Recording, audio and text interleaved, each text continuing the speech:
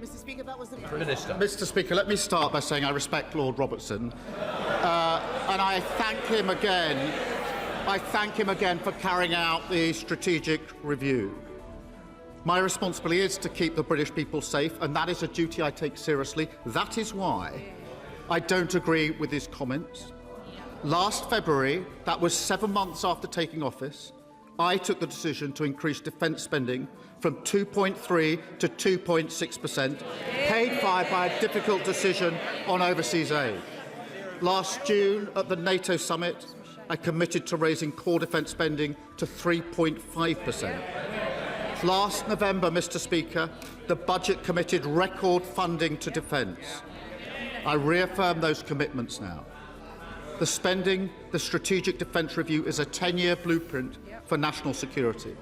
The Defence Investment Plan will put that into effect. It will be published as soon as possible.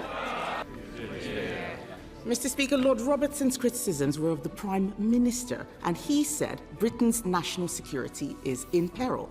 Our armed forces are at the end of their tether, waiting for this government to fund the Strategic Defence Review.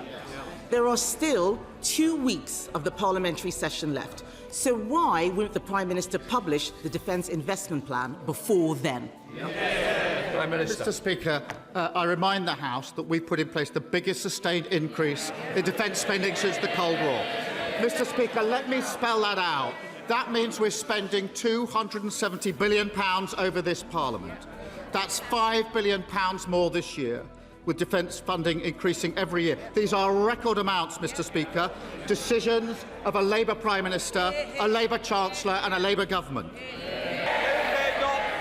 Mr. Speaker, he's talking about the biggest sustained increase.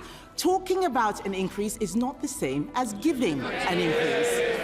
The military and the defence industry want to hear about what he's going to do, not him prosecuting past governments.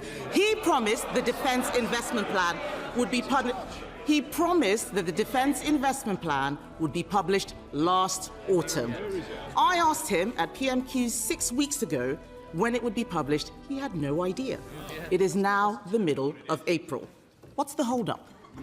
Minister. Mr. Speaker, I've set out my position. The Defence Investment Plan is the first line-by-line review of defence budgets for 18 years. She talks about talking. If you're going to support and make your country safe, you have to get the right calls on the big issues. She called for us to jump into the war. They can pretend otherwise. I remember walking in, standing here for the first time, saying we would not get drawn into the war, we would not join the offensive, and they all shouted, shame. They remember it. I remember it. They're just embarrassed by it now.